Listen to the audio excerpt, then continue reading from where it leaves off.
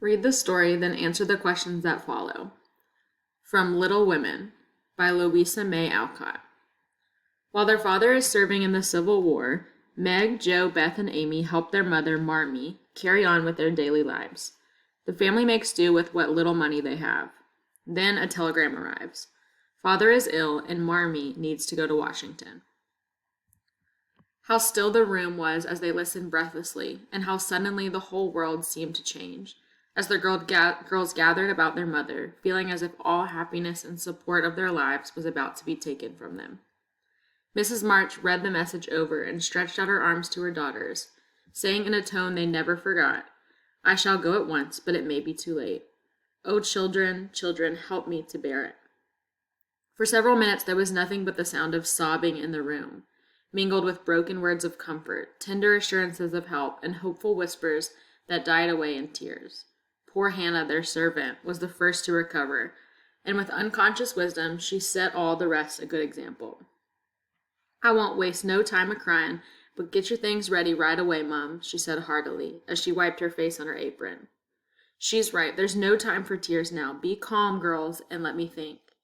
They tried to be calm, poor things, as their mother sat up, looking pale but steady, and put away her grief to think and plan for them. "Where's Laurie?" she asked presently, when she had collected her thoughts and decided on the first duties to be done.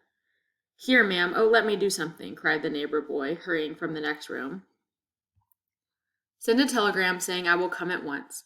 The next train goes early in the morning. I'll take that."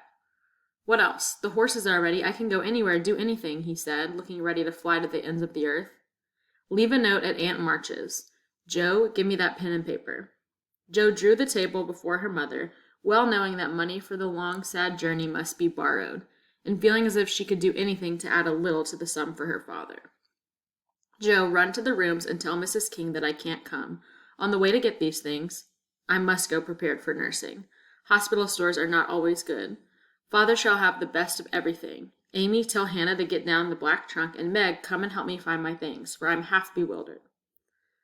The family rush off to help Marmee prepare. Beth runs to ask their neighbor, Mr. Lawrence, for help. To relief of the girls, he also makes plans to have his grandson's tutor escort Marmee to Washington. Everything was arranged by the time Laurie returned with a note from Aunt March, enclosing the desired sum and a few lines repeating that she had always told them it was absurd for March to go into the army, always predicted that no good would come of it, and she hoped they would take her advice the next time. Mrs. March put the note in the fire, the money in her purse, and went on with her preparations. Jo came walking in with a very queer expression of countenance, for there was a mixture of fun and fear, satisfaction and regret in it, which puzzled the family as much as did the roll of bills she laid before her mother, saying with a little choke in her voice, "That's my contribution toward making Father comfortable and bringing him home." "My dear, where did you get it? $25? Jo, I hope you haven't done anything rash." "No, it's mine, honestly. I didn't beg, borrow, or steal it. I earned it, and I don't think you'll blame me, for I only sold what was my own." As she spoke, Jo took off her bonnet, and a general outcry arose, for all her abundant hair was cut short. "Your hair! Your beautiful hair! Oh, Jo, how could you? Your one beauty!" "My dear girl, there was no need of this. She doesn't look like my Jo anymore, but I love her dearly for it." As everyone exclaimed and Beth hugged the cropped head tenderly, Jo assumed an indifferent air, which did not deceive anyone a particle, and said, rumpling up the brown bush and trying to look as if she liked it, "It doesn't affect the fate of the nation, so don't wail, Beth. It will be good for my vanity. I was getting too proud of my wig. It will do my brains good to have that mop taken off.